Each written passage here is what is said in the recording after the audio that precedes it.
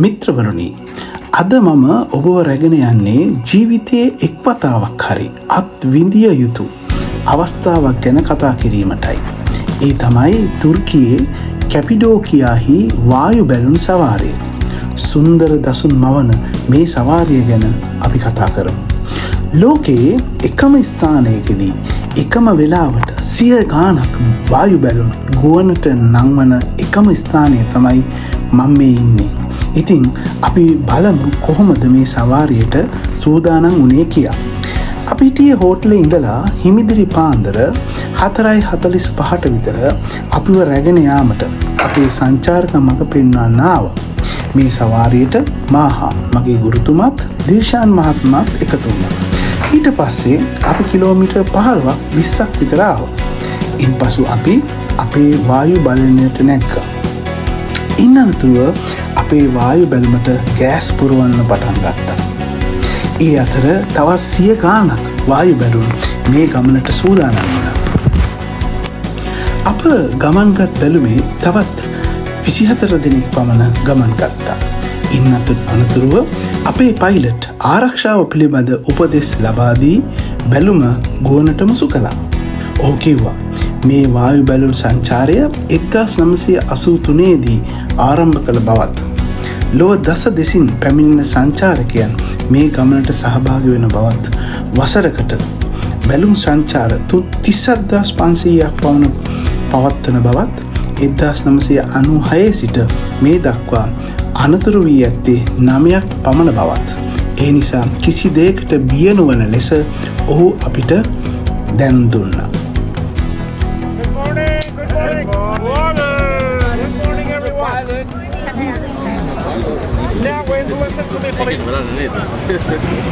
Welcome to Cappadocia. Welcome to Cappadocia Balloon.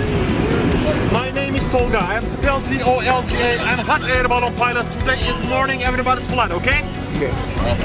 Today it is important landing time, landing position. What is landing position? Landing position is the flight finishing time. Yeah, the final time. For example, now landing time and our balloon will this directional landing this time. I will say for the landing time, dear passenger, please landing position and our balloon this directional landing. Your position. Everybody's turn reverse. This turn direction. Okay, show me please. Turn the face please, everybody. Sorry.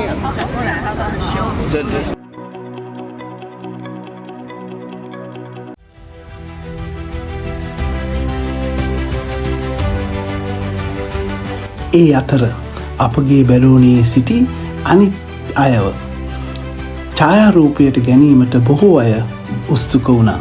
මොකද ජීවිතේ ලබන මේ සුන්දර අත්දැකීම පසු කාලේ මතක තබා ගැනීමේ අරමුණින්. කෙමෙන් අපේ බැලුමට ඒ අවශ්‍ය ගෑස් පුරවමින් අපේ නියමුවා දැන් ඉහළට එසවීමට තමයි සූදානම් වන්නේ.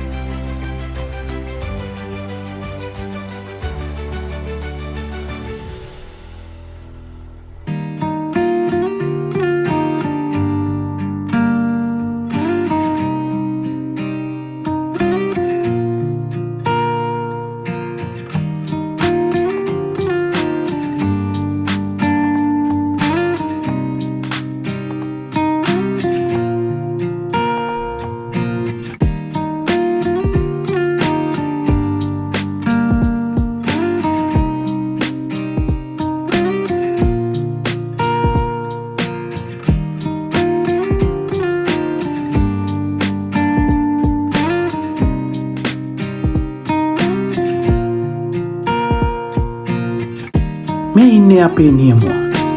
ඔහු ඉතාමත්ම ප්‍රවේශම්කාරීව මෙම ගෑස් අපේ බැලුමට පුරවමින් සිටියා.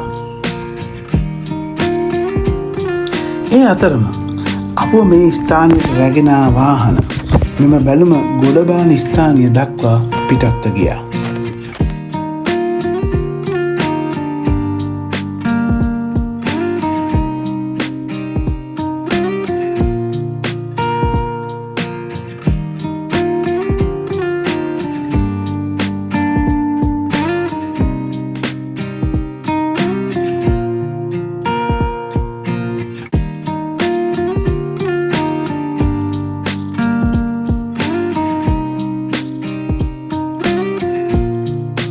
මෙම බැලුම ඉහළට එසවීම සඳහා එම කාර්ය මණ්ඩලයේ අය විශාල වෙහෙසක් ගත් බව මම ඇස් දෙකින්ම දුටුවා.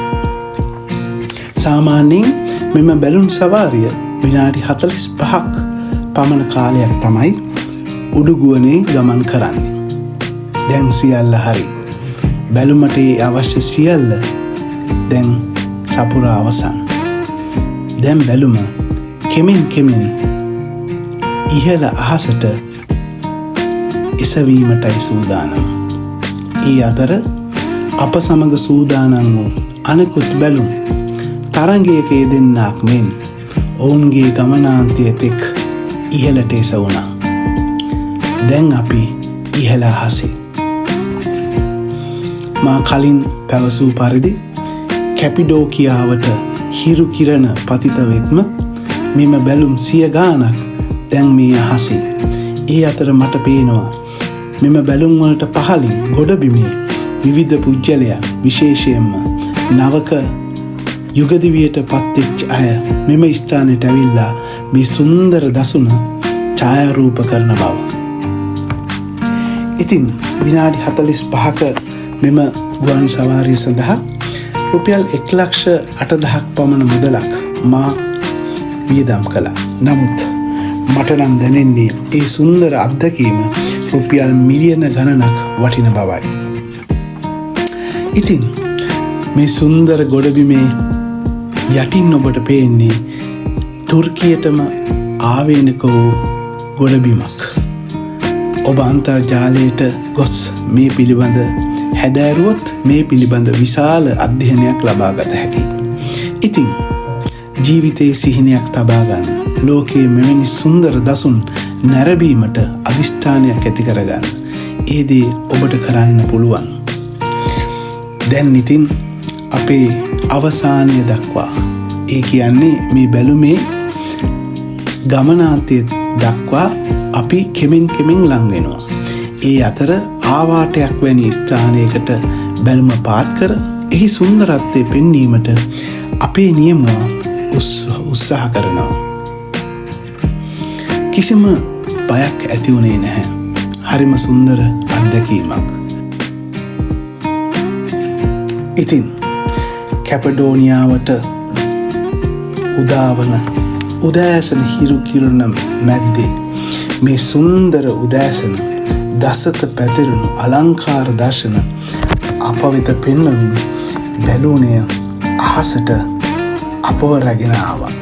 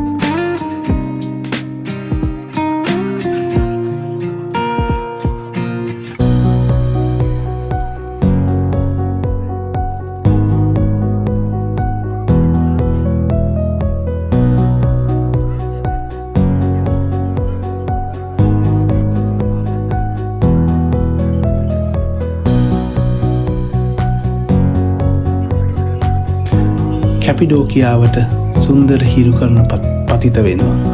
ඒ අතරේ අපේ ගමන නිමා වූයේ සෞදිය පිරීමකින්.